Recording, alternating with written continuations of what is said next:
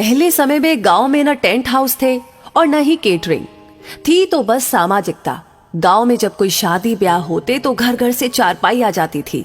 हर घर से थरिया, लोटा, कलछुल, कराही इकट्ठा हो जाता था और गांव की ही महिलाएं एकत्र होकर के खाना बना देती थी। औरतें ही मिलकर दुल्हन को तैयार कर देती थी और रस्म के सारे गीत गा देती थी। तब डीजे अनिल और डीजे सुनील जैसी चीजें नहीं होती थी और ना ही कोई ऑर्केस्ट्रा वाले फूहड़ गाने। गांव के सभी चौधरी टाइप के लोग पूरे दिन काम करने के लिए इकट्ठे रहते थे। हंसी ठिठोली चलती रहती और समारोह का कामकाज भी। शादी ब्याह में गांव के लोग बारातियों के खाने से पहले खाना नहीं खाते थे, क्योंकि ये घरातियों की इज्जत का सवाल होता था। गांव की महिलाएं गीत गाती जाती और अपना काम करती रहती।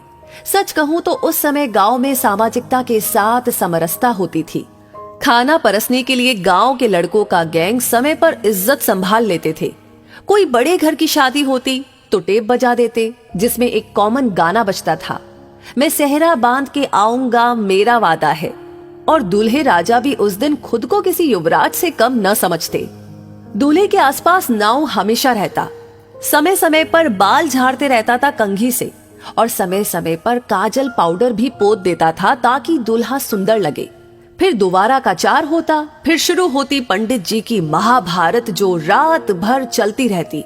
फिर कोहबर होता और ये वो रस्म है जिसमें दूल्हा दुल्हन को अकेले में 2 मिनट बतियाने के लिए दिया जाता।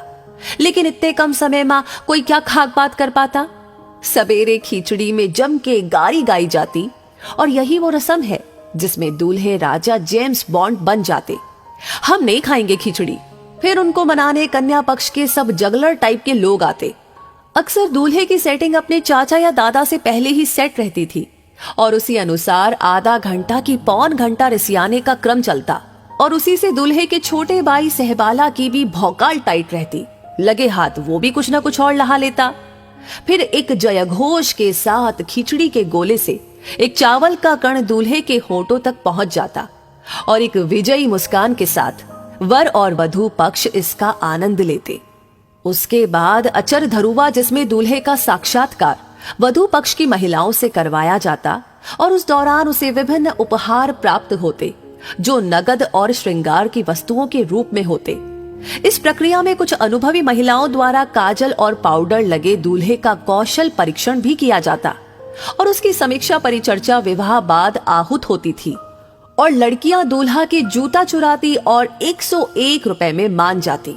फिर गिने चुने बुजुर्गों द्वारा माड़ो यानी विवाह के कर्म कांड हेतु निर्मित अस्थायी छप्पर हिलाने की प्रक्रिया होती। वहां हम लोगों के बचपने का सबसे महत्वपूर्ण आनंद उसमें लगे लकड़ी के शुंगों यानी कि तोता को उखाड़कर प्राप्त होता था।